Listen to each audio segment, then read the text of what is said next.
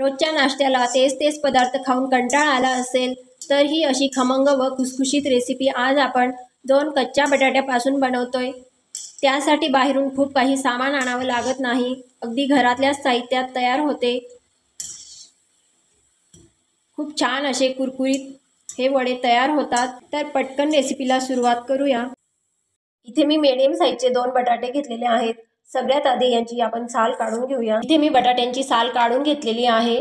आता आपण किसणीने किसून घेऊया।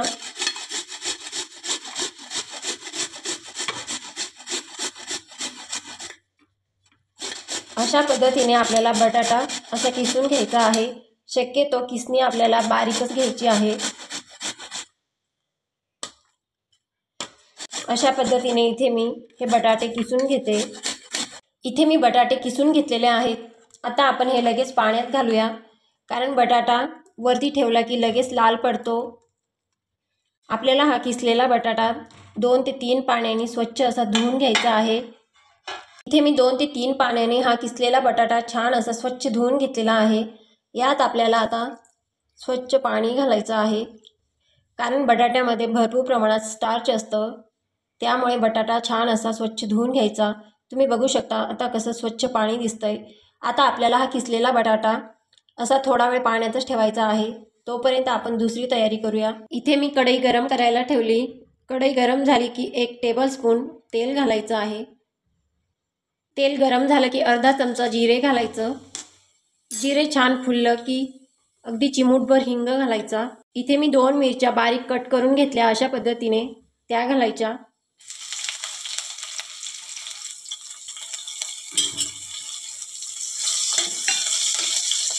7 ते 8 कढीपत्त्याची पानं घालायची।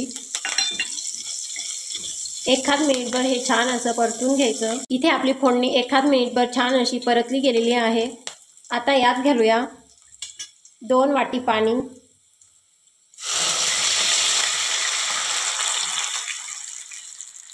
तुम्ही तुमच्या घरातील वाटी किंवा कपाचं माप मेजरमेंटसाठी घेऊ शकता। ही दुसरी वाटी। आपल्याला फक्त 2च वाटी पाणी घालायचं आहे। चवीनुसार मीठ घालूया। इथे मी पाव चमचा अशी बारीक कुटून घेतले काळी मिरी पावडर घालायची। इथे मी घालते थोडी बारीक चिरलेली कोथिंबीर। या पाण्याला आपल्याला छान अशी एक उकळी आणायची आहे। गॅस मीडियम करायचा आहे। या पाण्याला छान अशी उकळी आलेली आहे। आता यात आपण जो किसलेला बटाटा पाण्यात ठेवला होता तो यात घालूया।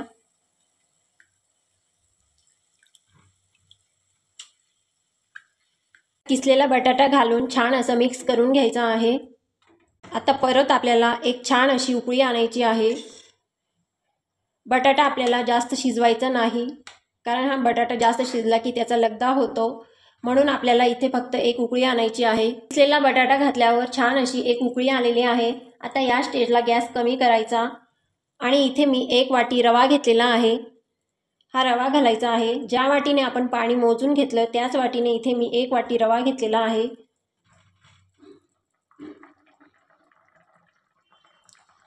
आता आपल्याला हे छान असं पटापट मिक्स करायचं आहे, नाहीतर याच्यात गाठी तयार होतील। गॅस आपल्याला कमीच ठेवायचा आहे। अगदी तळापासून हलवत हे मिश्रण छान असं मिक्स करायचं आहे,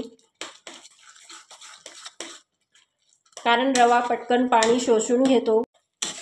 अशा पद्धतीने अगदी तळापासून आपल्याला सतत हलवत हे मिश्रण छान असं मिक्स करून घ्यायचं आहे।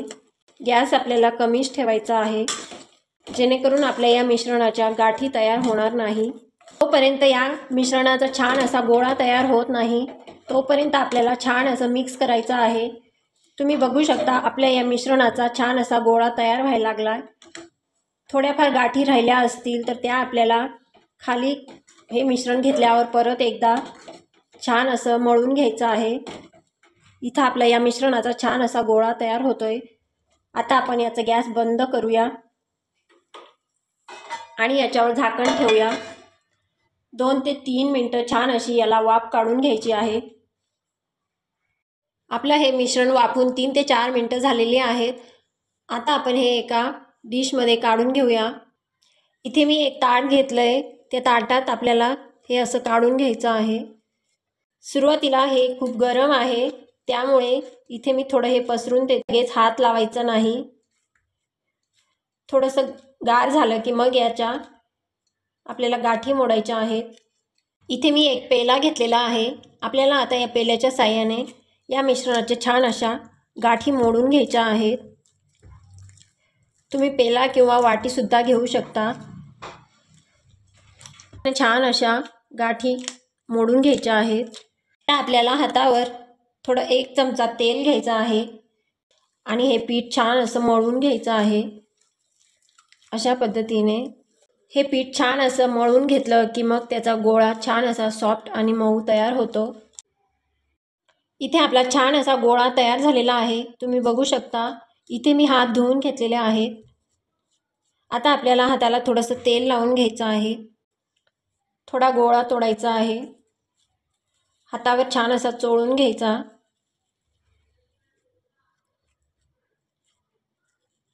मग असा चपटा करायचा.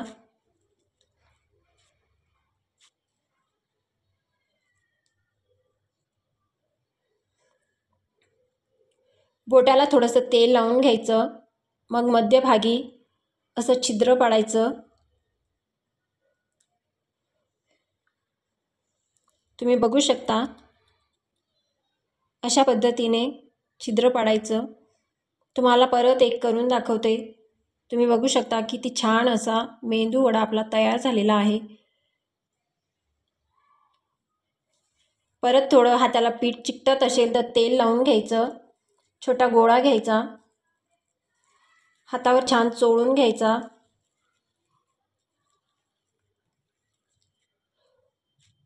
असं चिपटा करायचा.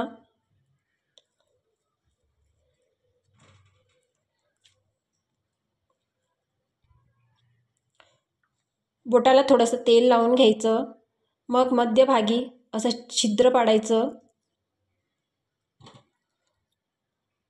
अशा पद्धतीने मध्यभागी आपल्याला छिद्र पाडून घ्यायचं आहे.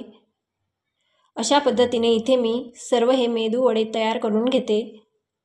तुम्ही हे वडे चपटेसुद्धा करू शकता, परंतु छिद्र पाडल्यामुळे हे वडे आतपर्यंत छान असे तळले जातात आणि खायला खूप छान लागतात. इथे मी असे सर्व वडे तयार करून घेतलेले आहेत. आता आपण हे तळून घेऊया.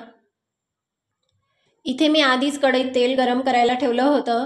आता तेल छान गरम झालं की नाही त्यासाठी आपण सुरुवातीला एक मेंदू वडा तळून घेऊया. इथे आपला मेंदू वडा छान तळला गेलेला आहे. याचा अर्थ आपलं तेल छान कडकडीत गरम झालेलं आहे. आपण एक एक वडे सोडूया.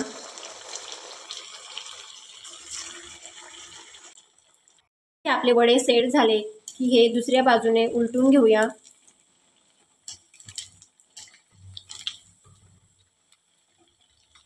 ह्या वड्यांमध्ये आपण रवा घातलाय त्यामुळे हे जास्त तळले जाणार नाही. जास्त डार्क रंग होणार नाही यांचा. आपल्याला हे वडे लाईट गोल्डन कलरवर तळून घ्यायचे आहेत. या वड्यांमध्ये आपण बटाटा घातलेला आहे त्यामुळे हे वडे खायला खूप छान असे कुरकुरीत लागतात.